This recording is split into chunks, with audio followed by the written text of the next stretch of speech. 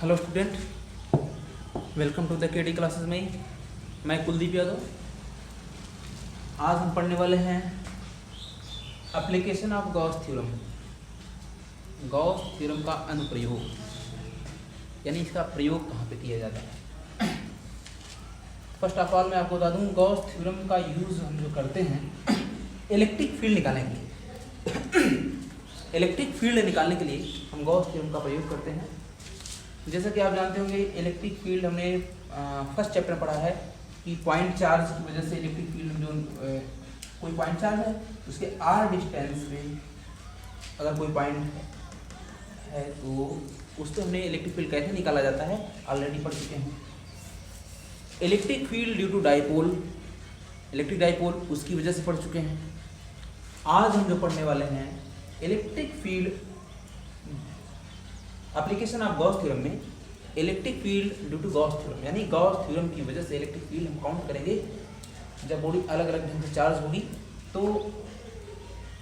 यहाँ पे हम पहला एप्लीकेशन जो है electric field due to charge wire of infinite length.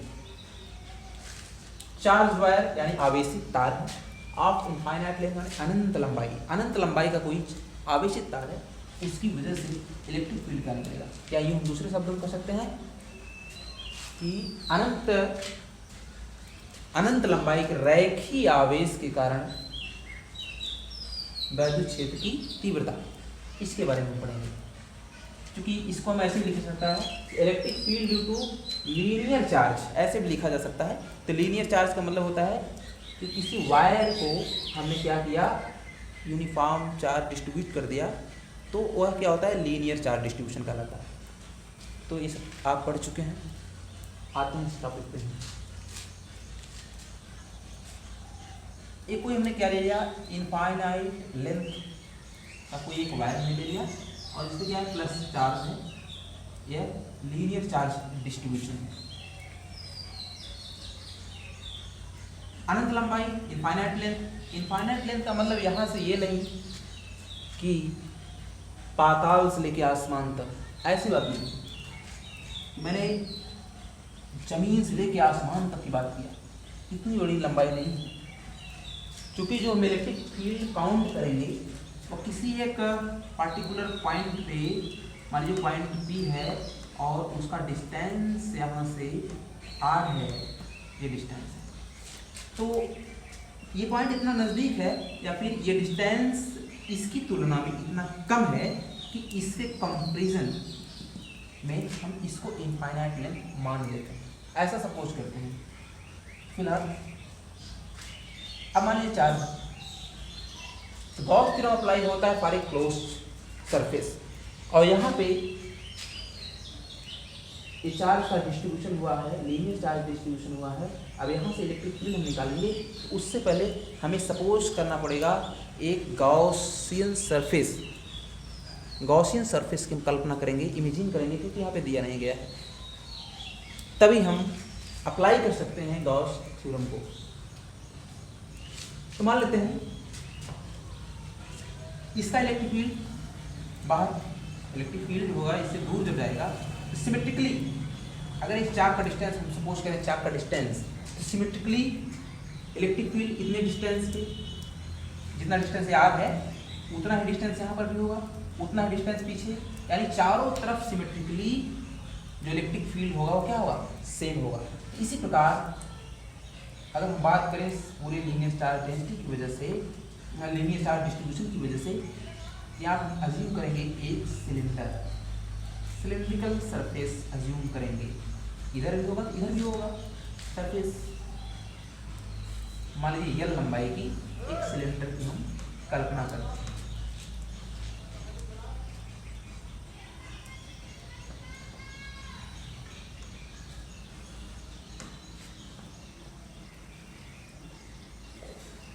इसकी लंबाई है यहाँ से, तो कोई पार्टिकुलर लेंथ का हमने एक सिलेंडर कंसीडर कर लिया।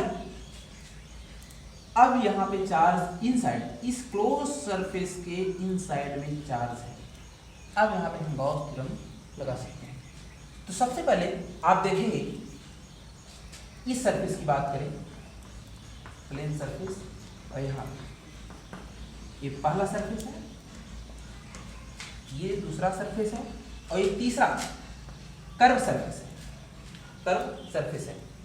सबसे पहले इलेक्ट्रिक फ्लक्स की अगर बात करें हम, इसको हम अज्यूम कर सकते हैं गॉसियन सरफेस, गॉसियन सरफेस। इस लीनियर चार्ज डिस्ट्रीब्यूशन की वजह से इसका हमें इस वायर का चार्ज डेंसिटी लैम्डा पता है। लैम्डा बराबर होता है, आप लोग पढ़ चुके होंगे, लैम्डा बराबर होता है Q upon real, charge per unit length, या हम कह सकते हैं charge on unit length is called linear charge density. एकांक आवेश के आवेश की मात्रा को हम रेखीय आवेश घनत्व कहते हैं, लीनियर चार्ज डेंसिटी, लैम्डा और Q अपॉन एल। एक प्रकार से हमें लैम्डा पता है। यहाँ से अगर बात करें Q, तो Q का वैल्यू अगर हो जाएगा लैम्डा इंटू एल। चलिए इस पॉइंट पे इलेक्ट्रिक फील्ड काउंट करने से पहले हम पूरे ईच सरफेस से पास करने वाला इलेक्ट्रिक फ्लक्स हम निकालेंगे। इलेक्ट्रिक फ्लक्स पहला, दूसरा और तीसरे सरफेस से, तो टोटल इलेक्ट्रिक फ्लक्स क्या हो जाएगा यहाँ पे पाई, अगर बात करें पाई नेट की बात करें तो phi 1 plus phi 2 plus phi 3, क्योंकि पहला सरफेस, दूसरा सरफेस और इसका तीसरा कर्व सरफेस। तो हम यहाँ देखिए, अगर इसकी बात करें, इलेक्ट्रिक फील्ड की बात करें इस पॉइंट पे, तो इलेक्ट्रिक फील्ड यहाँ से बाहर की तरफ, यानी इसका एरिया वेक्टर अगर बात करें बाहर की तरफ होगा, इसको हम मान लेते हैं ds वेक्टर, और इलेक्ट्रिक फील्ड इस चार्ज की वजह से बाहर की तरफ होगा, उसका डायरेक्शन होगा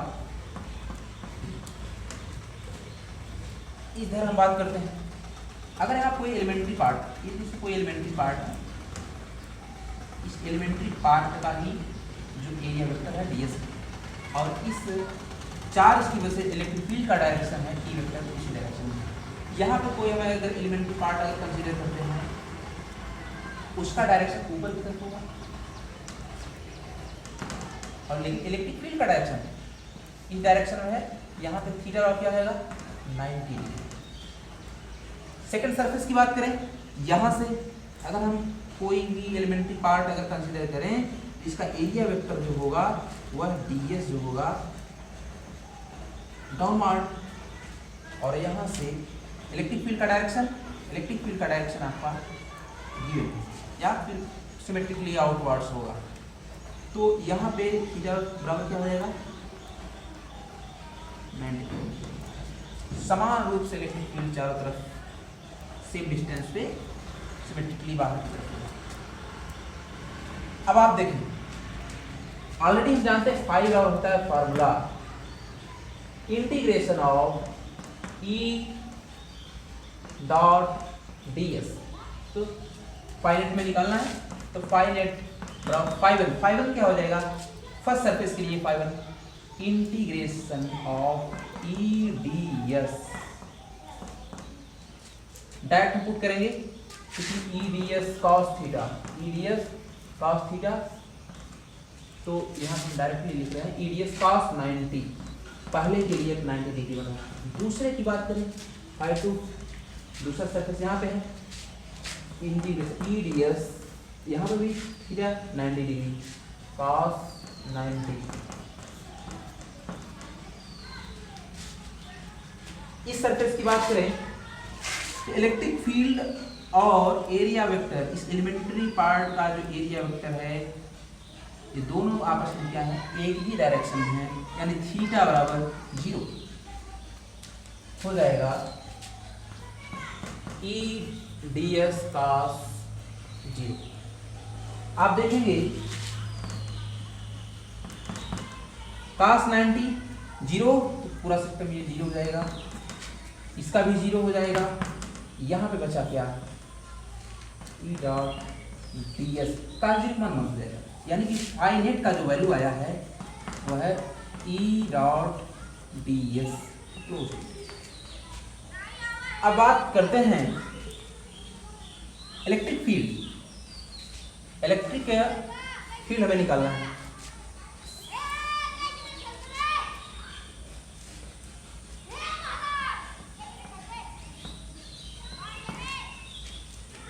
यहां से E बाहर हो जाएगा, कांस्टेंट E ds। ds पर सिलेंड्रिकल सरफेस, अगर हम इसका इंटीग्रेशन करेंगे, इस छोटे से पार्ट का इंटीग्रेशन करके पूरे होल सरफेस का अगर एरिया निकालेंगे तो आएगा 2 पाई आर एल। ये तो रेडियस और ये लेंथ। फुट हम पुटिंग करेंगे, फाई नेट बराबर आया E into 2 pi r L. Equation number इसको हम 1 मानेंगे।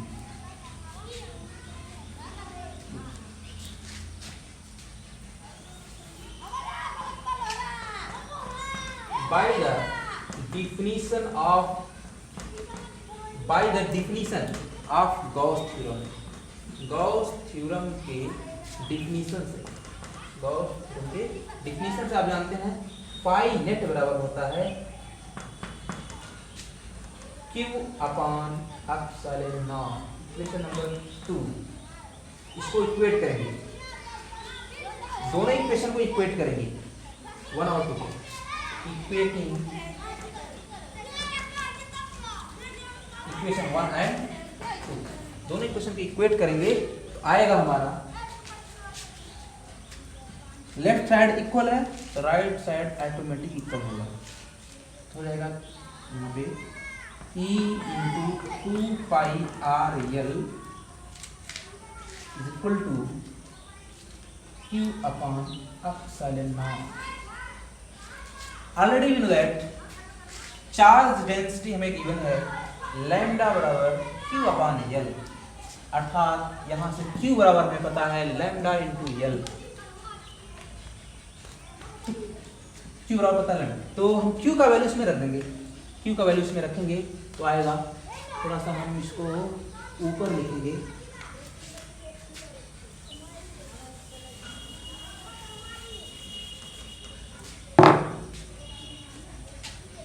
तो इसमें रखेंगे हम लास्ट ऊपर E into 2 pi r L बराबर Q का वैल्यू वहां से हो जाएगा lambda into L upon epsilon not. L से कैंसिल, तो E बराबर आपका आया क्या, E बराबर आया 2 पाई आर, नीचे आ जाएगा तो lambda upon 2 pi r epsilon naught. ये रहा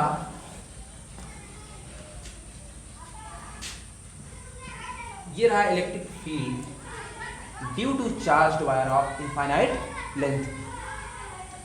क्योंकि कभी कभी ये फार्मूला इलेक्ट्रिक फील्ड का चार्ज ग्रुप में दे देता है, तो हम लैम्डा का भी मान रख सकते हैं। यहाँ पे लैम्डा का मान अगर हम रखना चाहें तो यहाँ पर रखेंगे तो एक दूसरा फार्मूला बन के आ जाएगा, यानी इसी की इक्वल हो जाएगा, यही हम लिख दे रहे हैं। तो लैम्डा का वैल्यू रखेंगे तो आएगा QL, चलिए यहाँ कर दे रहे हैं, आपको अगर दिखाई दे रहा होगा तो E बराबर लैम्डा का वैल्यू रखेंगे, लैम्डा का वैल्यू क्या है, कहाँ गया, Q अपॉन L, हो जाएगा Q upon 2 pi r L epsilon not. इस रूप में भी आपका आएगा, चाहे आप लैम्डा ग्रुप में लिखना चाहें, चाहे आप Q ग्रुप में लिखना चाहते हैं। इस प्रकार से आपके फार्मूला है इलेक्ट्रिक फील्ड का।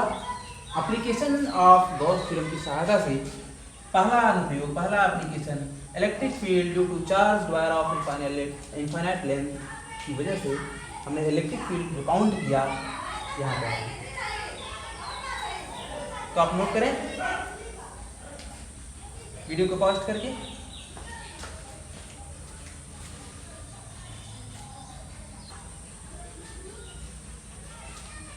तो ठीक है,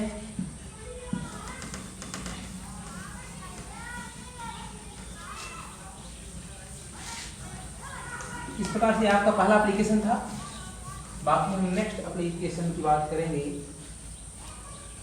तो आज का तो बस यहीं तक। अगले वीडियो में हम नेक्स्ट एप्लीकेशन पढ़ेंगे। अगर आपको वीडियो अच्छा लगा तो लाइक और शेयर करें, अच्छा लगा तो कमेंट बॉक्स में अपना कमेंट जरूर लिखें और सब्सक्राइब करना मत भूलिएगा, क्योंकि वीडियो से रिलेटेड जो नोटिफिकेशन आपके चैनल तक पहुंचेगा, जब तक आप सब्सक्राइब नहीं करेंगे तब तक आपके नोटिफिकेशन उस वीडियो से रिलेटेड यानी जो भी अपकमिंग अपलोडेड वीडियोज़ होंगे वो आपके चैनल तक नहीं पहुंच पाएंगे।